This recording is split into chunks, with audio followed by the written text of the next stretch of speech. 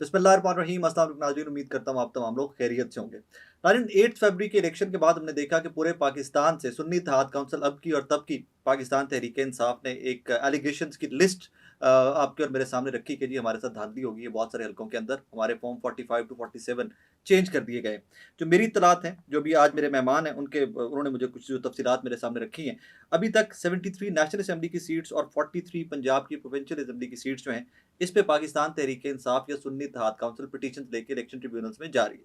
और मुझे ये बताया गया कि ये वो सीट्स हैं 73 नेशनल असम्बली की और 43 प्रोविंशियल असम्बली की, जिनके फॉर्म 45 पाकिस्तान तहरीक इंसाफ के आज़ाद उम्मीदवारान या सबके सुन्नी इत्तेहाद काउंसिल के उम्मीदवार जो हैं, इनके पास फॉर्म 45 कंप्लीट है। मतलब इनके पास कंप्लीट डेटा है कि कहाँ कहाँ पर क्या क्या रद्दोबदल हुई।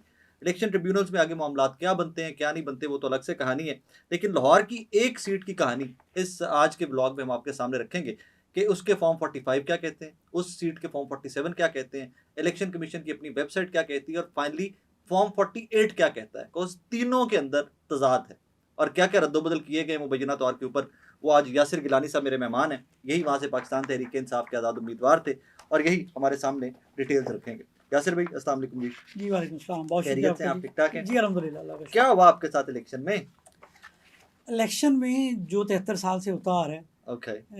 असल चीज़ तो ये है कि जमहूरियत का हम नाम तो लेते हैं, लेकिन जमहूरियत का हुस्न ये है कि पाकिस्तान की आवाम जिसको वोट दें उन्हें ही इक़्तिदार में आना चाहिए, असम्बली में बैठना चाहिए, उन्हें कानून साजी करनी चाहिए। आवाम की नुमाइंदगी का असल हक उन्हीं लोगों को है। यहाँ पे सब लोग अब तो जानते हैं, अब तो किसी से भी बात कर लें कि पिछले 73 सालों से ऐसे ही होता चला आ रहा है, लेकिन इस दफ़ा कुछ इस तरीके से हुआ है, इस डिटाई से हुआ है कि सब कुछ सामने आ गया और इतना ब्लैक एंड वाइट में सामने आया है कि देखने वाले हैरान रह जाते हैं। या शायद मुझे तो यूँ लगता है कि ये जानबूझ के इतनी बड़ी डिटाई से किया गया है, ये मैसेज दिया गया है शायद पाकिस्तानी अवाम को कि अब हमें आपके वोटों की ज़रूरत नहीं है, हमने अपनी मर्ज़ी से जो हमारे साथ अच्छे ताल्लुकात रखेगा हम उनको आगे भेज देंगे, जो हमारे साथ अच्छे ताल्लुकात नहीं रखेगा उनको आगे नहीं भेजेंगे। मुझे तो लगता है कि शायद ये वाली स्टोरी है, क्योंकि जो इलेक्शन का मैकेनिज्म है बहुत अच्छे लगते थे।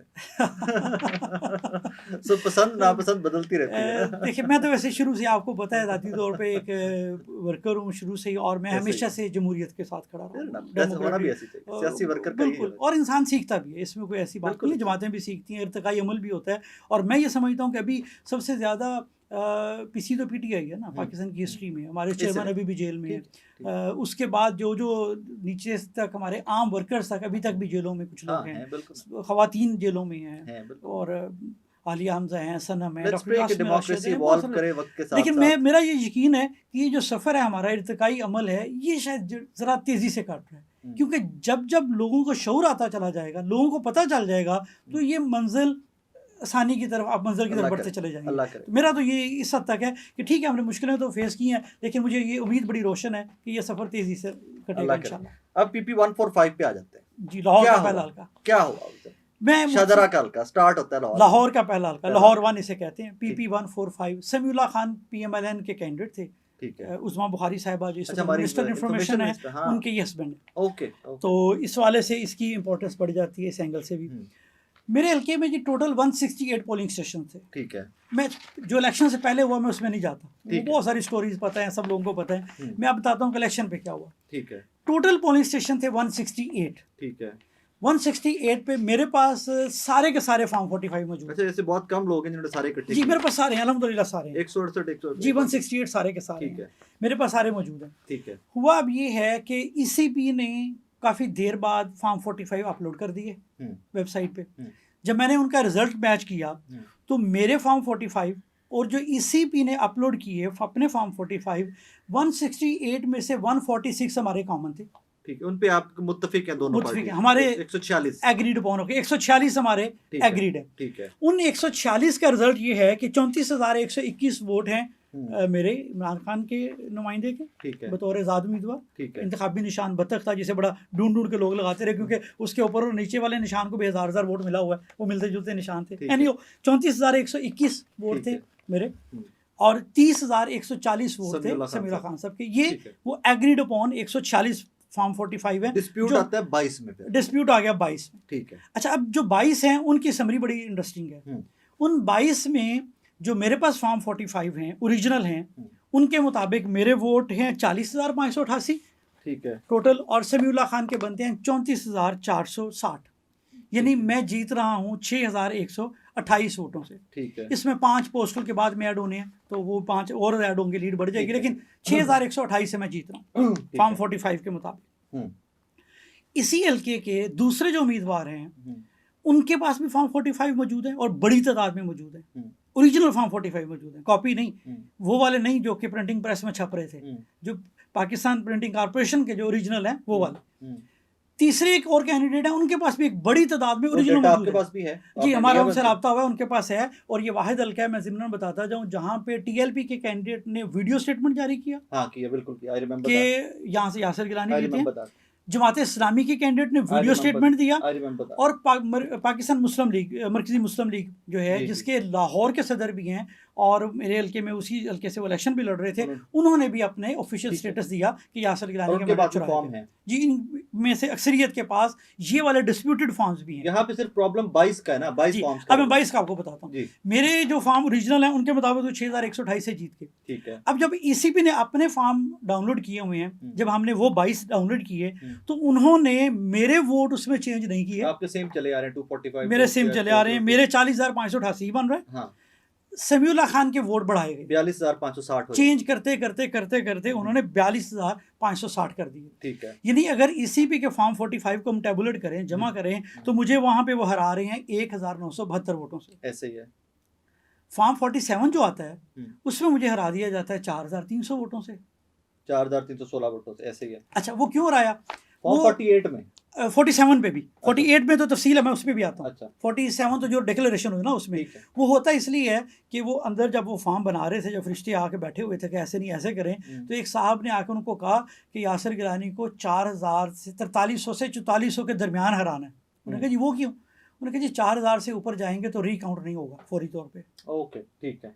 अच्छा, अब फॉर्म 45 गालबन पहले बना लिए हुए थे, फिर इन्होंने फॉर्म 48 किया है। अब फॉर्म 48 ये है कि हर एक फॉर्म 45 को जमा किया जाता है, टेबुलेशन होती है, समरी होती है, एक टेबल बनता है। पोलिंग स्टेशन 1 पे यासिर गिलानी के इतने, समीउल्लाह खान के इतने, उमैर चिश्ती के इतने, आदिल खलीक के इतने, सारे उम्मीदवारों के जो पोलिंग स्टेशन 2 पे इतने, 3 पे इतने, 168 पोलिंग स्टेशन और आगे उम्मीदवार है, उनकी पूरी एक चार्ट बनता है जमा का, 10-12 पेपर्स का, वो भी मैं आपको दिखा रहा हूँ, मेरे पास है। अच्छा, जब वहाँ पे जमा किया तो जमा कहाँ से करते हैं?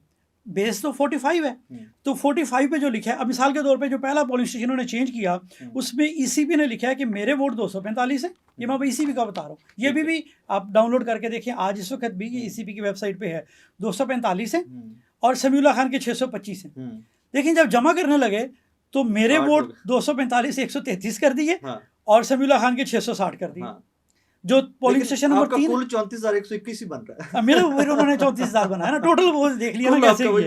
अच्छा, पोलिंग स्टेशन नंबर 3 जो है उसमें मेरे वोट ईसीपी ने जो बनाए हुए हैं 255 है, और एक्चुअल भी वही थे, और समीउल्लाह खान के 125 को 696 किया फॉर्म 45 पे। लेकिन जब जमा करने लगे हैं तो 696 को 125 उधर रखे हुए हैं, ये चेंज, ये हाँ वो उधर ये चेंज नहीं कि चेंज है, उसमें फिगर चेंज है। अच्छा, 45 और 47 में चेंज हो गया ना, 45 और 48 में चेंज हो गया। अच्छा, तीसरे में देखें मेरे 402 और समीउल्लाह के 945 कर दिए हैं, एक्चुअल वैसे 220 थे, 945 कर दिए। लेकिन जब जमा करने लगे हैं तो मेरे 402 की बजाय 210 कर दिए और 962 कर दिए। यानी ये शीट है कि कोई एक फॉर्म भी जो इन्होंने खुद फॉर्म 45 शेयर किए हुए हैं इस वक्त भी जो अवेलेबल है वेबसाइट के ऊपर, इनको जब जमा करना 48 पे तो सारे के सारे फिगर्स ही चेंज है, मुख्तलिफ है। तो इनके अपने कैलकुलेटर भी पुराना हो हो सकता है ना, टेक्नोलॉजी पुरानी होगी नहीं। अच्छा, एक इंटरेस्टिंग चीज़ और आ गई जी। अब जब पोलिंग स्टेशन होता है उसका प्रिजाइडिंग ऑफिसर एक होता है, एक प्रिजाइडिंग ऑफिसर है एक पोलिंग स्टेशन पे। वो कौमी असम्बली के लिए भी वही जारी करता है बैलेट सब्ज रंग का, और सूबाई असम्बली के लिए भी बैलेट वो जारी करता है सफ़ेद रंग का। अब जो टोटल एक और शीट मैंने साथ लगाई है ताकि वो भी ज़रा पता चल जाए लोगों को क्या जो पहला पोलिंग स्टेशन था उसके ऊपर जो मेरे पास ओरिजिनल फॉर्म है, टोटल फॉर्म 45 पे टोटल वोट कितने पड़े सबके मिला के, मेरे एसएमई के सबके मिला के 528 है टोटल। और जो फॉर्म एनए का है, एनए वाले को जो उन्होंने फॉर्म 45 दिया है क्योंकि उसी प्रिजाइडिंग ऑफिसर ने देना है, उस पर भी 528 है। फॉर्म 45 की भी बात कर रहा हूँ। लेकिन जो ईसीपी ने लगाया हुआ है उसके ऊपर टोटल कितने कर दिए 1015, क्योंकि यहाँ पे बढ़ाए हैं ना, 1015 कर दिए जाली सिग्नेचर करके प्रिजाइडिंग के। लेकिन सेम प्रिजाइडिंग के जब ईसीपी ने एनए के फॉर्म भी तो अपलोड किए हुए हैं ना, नकल के लिए अकल की जरूरत होती है, वो एनए पे 528 हैं जो मेरे पास ओरिजिनल है। जो एनए वाले हैं जो सिग्नेचर हैं प्रिजाइडिंग के और सीनियर प्रिजाइडिंग ऑफिसर के, वो सिग्नेचर के साथ टोटल 528 वही है जो मेरे पास टोटल है, जबकि इन्होंने 1015 कर दिया। अच्छा, और फिर जब जमा करते वक्त फिर दोबारा मिस्टेक कर दी, 998 कर दी 1015 की बजाय आगे जाके। तो ये वो फॉर्म 46 पे, तो ये वो चीज़ें हैं, जितने भी फॉर्म हैं जो फॉर्म 45 मेरे पास हैं उनके ऊपर जो टोटल वोट है, एनए के ऊपर जो फॉर्म 45 है उनका टोटल मैच कर रहा है। तो प्रिजाइडिंग तो एक ही है, यानी जो मेरे वाला ओरिजिनल और जो एनए वाला है वो मैच कर रहा है सेम सिग्नेचर के साथ। ये जो 17 चेंज किए हैं वो फ्रिश्तों ने चेंज कर दिया, चेंज हो गया। 17 के लिए भी आरओ भी तो नया आ सकता है। आरओ की स्टोरी अब ये बड़ी इंपॉर्टेंट है राय साहब, ये आपने ज़रूर इसको हाईलाइट कीजिएगा, बल्कि बताइएगा। आरओ के ऊपर बड़ा शोर मचा था। आरओ को होना तो जुडिशल साइड से चाहिए था, माजी में होता जुडिशल साइड से है, मुझे नहीं याद पड़ता कि कभी कोई हो एग्जेक्टिव से, शायद कभी आया हो, शायद एक आध दफ़ा कोई 80s में, या मुझे याद नहीं है, लेकिन जुडिशरी साइड से होता है, क्योंकि फिर भी वो थोड़ा सा वजन ले जाते हैं। ये बेचारे तो सारे ही वो कहते हैं ना, खाने होंगे ना तो फ़ौरन अच्छा जी जी सर। अब ये जो आरओ साहब है ये बड़ी इंटरेस्टिंग स्टोरी है। मोहम्मद हफीज़ मेरा आरओ है, ये मैं आपको बड़ी क्लियर बात बता रहा हूँ। मोहम्मद हफीज़ एक इंतहाई करप्ट ऑफिसर, तो एलिगेशन है ना, आप किसी के बारे में भी कह सकते हैं। मैं आपको इनकी एक इंक्वायरी रिपोर्ट दे रहा हूँ, 8 सफ़ों की इंक्वायरी है मोहम्मद हफीज़ के ऊपर, डिपार्टमेंटल इंक्वायरी हुई है। ये Punjab board of technical education में डिप्टी सेक्रेटरी के अहदे पे प्रमोशन लेके गए हुए हैं। इनके ऊपर और भी बेशुमार स्टोरीज हैं, 29-30 पेजेस में आपको और भी दे सकता हूँ जो इनके डिपार्टमेंट में इनके बारे में खप रोल है वो अलग है, लेकिन मैं आपको ऑफिशियल डॉक्यूमेंट दे रहा हूँ जो रिकॉर्ड का हिस्सा है। इनको 8 सफ़ों की इंक्वायरी हुई है और मैं 4 लाइनें सिर्फ पढ़ना चाहता हूँ जो रिकमेंडेशन है। रिकमेंडेशन क्या है? ऑफिशियल डॉक्यूमेंट जी, ऑफिशियल डॉक्यूमेंट है, मैं आपके सामने ऑफिशियल डॉक्यूमेंट पेश कर रहा हूँ, आप इसको दिखाइए नाजरीन को। ये 13/11/2023 की बात है। ओके, इलेक्शन से कुछ दिन पहले और उसके ये 1 महीने से पहले ये आरओ बन गए हैं। ठीक है, यानी आरओ बनने से 1 माह पहले ये बने, 13/11 को हुआ। रिकमेंडेशन इनके बारे में क्या है? The investigation by the committee found strong and clear evidence. As a result there is no room for doubt to recommend that disciplinary proceedings be promptly initiated against mister Mohammad Hafeez. कोई शक की गुंजाइश ही नहीं है कि इनके खिलाफ लाजमी तौर पर ये की जाए। आगे देखिए एक और चीज़ें, initiated against mister Hafeez secretary deputy secretary PBT in accordance with the provisions of the पीडा एक्ट 2006। पीडा act is the proper act जिसके तहत वो टर्मिनेशन तक बात जाती है। अदरवाइज होता है ना सस्पेंशन हो गई, पैसे देके दोबारा लग गए इनको, वो ये सीन, ये पीडा एक्ट है। अच्छा जी, आगे क्या लिखते हैं? This is needed because of the serious charges of misconduct and fraud. Misconduct और फ्रॉड के सीरियस चार्जेस इनके ऊपर, इस वजह से इन्होंने जाली डिग्री है इनकी और एमएलए ਹੁੰਦਾ ਤੇ ਰਗੜਿਆ ਗਿਆ ਹੁੰਦਾ ਹੁਣ तक, एमपी ਹੁੰਦਾ ਤੇ रगड़िया गया ਹੁੰਦਾ ਹੁਣ तक, डिस्क्वालीफाई उसमें भी है, लेकिन उसमें भी बेशुमार लोग हैं। अभी उसमें भी अभी भी जो माजी में जिन्होंने जय किया हुआ है, मैंने एक के खिलाफ में पिटिशनर भी था, लेकिन वो मेरी पिटिशन सुनी ही नहीं गई, कभी बारी नहीं आई, तो वो भी है। ख्वाजा इमरान नज़ीर साहब की बात कर रहा हूँ। अच्छा, उनकी डिग्री भी जाली है। कभी किसी स्टेज पे बैठेंगे तो मेरे पास कुछ डॉक्यूमेंट्स और भी बताएंगे। जब वो एमपीएशिप थे, जब डिग्री का सही देना शोर था, जी प्रॉपर शोर था, उस वक्त की बात। Charges of misconduct and fraud that have been firmly established during the probe preliminary inquiry. Inquiry की किस से है? ये डिपार्टमेंटल इंक्वायरी है। चेयरमैन इंक्वायरी लगाई, इनके 2 मेंबर्स हैं, दोनों के साइन है, तीसरा इनका मेंबर होता है कोऑर्डिनेशन वाला जो कन्वीनर होता है। तो ये प्रॉपर उनकी इंक्वायरी है। ये मैं आपको एजाज हमीद साहब हैं, चीफ इंस्पेक्टर रिटायर्ड हैं, मिस्टर मोहम्मद खुरम मुराद साहब हैं, मेंबर हैं, और मोहम्मद शहजाद जावेद साहब हैं, कोऑर्डिनेटर जी, कोऑर्डिनेटर सेक्रेटरी एस्टैब्लिशमेंट है, और दोनों के कन्वीनर के और मेंबर के सिग्नेचर मौजूद हैं इसके ऊपर। तो ये वो आरओज हैं। काबिल आदमी मिला आपको? काबिल आदमी मिला भी, और बड़ी एक और भी इंटरेस्टिंग चीज़ है, इसके बैकएंड पे भी इंटरेस्टिंग चीज़ है, क्योंकि उस्मा बुहारी साहिबा और इनका पूरा एक निगरान हुकूमत के साथ ये ब्रेड एंड बटर थे, आपको भी पता है, ये सारे लोग थे। ये भी आप इन्वेस्टिगेट कीजिएगा, क्योंकि आपने बहुत सारी लाहौर में स्टोरीज इन्वेस्टिगेट की हैं, और कहीं तो किसी हद तक आप ज़ेरे ताब भी रहे हैं। अभी भी हूँ चले, लेकिन आप हिस्सा डाल रहे हैं, क्योंकि आप भी रियासत का एक चौथा सतून है, तो आपकी जिम्मेदारी है, आप बहुत बड़ा हिस्सा डाल रहे हैं। ये तरीका एक हिस्सा रहेगा इंशाल्लाह। जो इनिशियल लिस्ट आई थी मेरे हल्के के अंदर, ये आरओ नहीं थे, ये आरओ नहीं थे, ये आरओ हैं PBT, Punjab board of technical education से। ठीक है। और समीउल्लाह खान के एक ख़ास फ्रंटमैन हैं, जो उसके ज़मीर फरोश आदमी, जो लोगों के ज़मीर ख़रीदता है, पैसा लगाता है उसके पीछे, उसके टेक्निकल कॉलेजेस हैं पंजाब भर में। ओके उनकी सीधी उल्टी सीधी अप्रूवल्स लेना सा, वो ब्रेड एंड बटर है इस मोहम्मद हफीज के साथ। ऑलराइट। उस बंदे, और ये मेरे हल्के में पूरा हल्का जानता है कि समीउल्लाह खान का शाहदरा की रिहायशी जी शाहदरा का रिहायशी जिसके कॉलेज है, पूरा हल्का जानता है कि असल बंदा कौन है इसके पीछे। इंशाल्लाह उसको भी मैं एक्सपोज और भी करूँगा, और उनके राब्ते पूरा टेक्निकल बोर्ड जानता है कि ये हफीज़ किधर जाके बैठता है। शादमान में उसका अफसर दफ्तर है उस बंदे का, कि ये तो रहता ही उसके पास है। कहीं तो कि एक दफ़ा मैंने एक बंदे से पूछा, यार उसके बारे में जानते हो क्या ताल्लुक है? कहता उसके बच्चों को भी ये मोहम्मद हफीज़ कभी कभी छोड़ने जाता है। इस तरह का हो सकता है दोस्ती इतनी हो। तो उस दोस्त को, जो कि फ्रॉड जिसके ऊपर इस्टेब्लिश हुआ है, उस दोस्त को लगाया गया है आरओ स्पेशली, और उस आरओ के ये कारनामे हैं। तो इंशाल्लाह मैं खानका सिपाही हूँ, ट्रिब्यूनल में होपफुल है, मैं एंड तक जाऊंगा जी इंशाल्लाह, बिल्कुल होपफुल हूँ, इसलिए कि ये बड़ा ब्लैक एंड वाइट है। कोई लगा है ट्रिब्यूनल में केस आपका? मेरा केस लगा ट्रिब्यूनल को 9 मई को था, लेकिन 9 मई को वो जो बाहर का प्रोटेस्ट था, स्ट्राइक थी, स्ट्राइक की वजह से लेफ्ट ओवर हो गया। अभी जो ही नई डेट आती है इंशाल्लाह उसमें करेंगे, तो मैं तो उसके पीछे जाऊंगा, एंड तक जाऊंगा। देखें 5 साल लंघ गए, 2-3 चीज़ें हैं ना जी। पहली चीज़ तो ये है कि इनको नेम एंड शेम करना चाहिए, कोई भी शख्स है। आई थिंक दिस सिस्टम को नेम एंड शेम करना चाहिए, सिस्टम को भी करना चाहिए। सिस्टम के अंदर होते हुए ये सब कुछ जो आपके एलिगेशंस है, इफ दे आर प्रूवन, तो फिर इस सिस्टम को नेम एंड शेम। देखिए कोई भी एक शख्स, मुझे ये सिर्फ बताएं, मैं तो सिर्फ ये पूछता हूँ अपने पूछने वालों से, देखने वालों से, कि क्या आप इमेजिन करते हैं कि एक शख्स झूठ पे जीत के आए और वो बड़े आके कहे, और ऊपर अल्लाह के नाम लिखे हुए हैं, तो वहाँ पे आके हलफ भी उठाए और बड़ी बड़ी बातें भी करें, तो ये किस तरह से मुमकिन है? 18 में ऐसे हुआ था वैसे? 18 में देखिए, डोंट टेल मी बिल्कुल नहीं हुआ था, प्लीज डोंट टेल मी। मैं आपको बता रहा हूँ, माजी में हम लोग, क्योंकि मैं एक पॉलिटिकल स्टूडेंट हूँ, माजी में होती आई इलेक्शंस में गड़बड़ होती है, लेकिन इस तरह की ब्लेटेंट नहीं हुई। होता क्या है, आप वहाँ पे तगड़े हैं, चेयरमैन तगड़े हैं, आपका जोर ज़्यादा आपका लग गया, आपके पास बंदे ज़रा तगड़े हैं, तो आपने लाइन में अपने अपने बंदे खड़े कर लिए, पोलिंग स्टेशन के अंदर नहीं जा सकता बंदा, आपने अपना भाई अंदर भेज दिया, पोल डे के ऊपर मतलब कर लिया, पोल डे, इस तरह की चीज़ें सुनने में आती रही हैं, इस तरह की। लेकिन ये जो ब्लेटेंट हुआ है, अच्छा एक और चीज़ है इंटरेस्टिंगली, मुझे नहीं पता ये मुझे कहनी चाहिए कि नहीं कहनी चाहिए, उसके बाद ज़ेरे ताब मैं आता हूँ या आप आते हैं, लाहौर शहर में ये बात बड़ी वाज़ेह है, ये खुद कहते हैं, ये बदनाम करते हैं इदारों के लोगों को, ये कहते हैं साड़ा की करना है, सीधे पैसे दे के सीटा लिया ने। ये तो मियां जावेद लतीफ साहब ने एलिगेशन लगाया, मियां जावेद ने कह दिया। हाँ, लेकिन उससे एलिगेशन, अच्छा, और ये इनके लोग भी वो जिस बंदे का मैंने नाम लिया है उसने बात की है एक दो जगहों पे, और वो उनका नाम लेके कहता रहे कि नहीं। और जावेद लतीफ साहब वाली स्टोरी जो है ना, जो जैसे जावेद लतीफ साहब ने जिस शो में बैठकर कहा कि ये 90 करोड़ रुपया एंड ये वो एवरीथिंग, उसके बाद मैंने बड़ा थॉरोली इस स्टोरी के ऊपर काम किया, कोई लीड नहीं मिली, मतलब होता है ना, लीड ही कनेक्ट ही कर। लाहौर शहर में एक और भी सिनेरियो है कि कोई 3-4 फैमिली के लोग इकट्ठे हैं, कहते हैं जी 20-25 करोड़ रुपया दिया उन्होंने, और एक साहब से ज़्यादा पैसे ले लिया, वो कहता फिरता है कि यार मेरे को ज़्यादा पैसे ले लेने।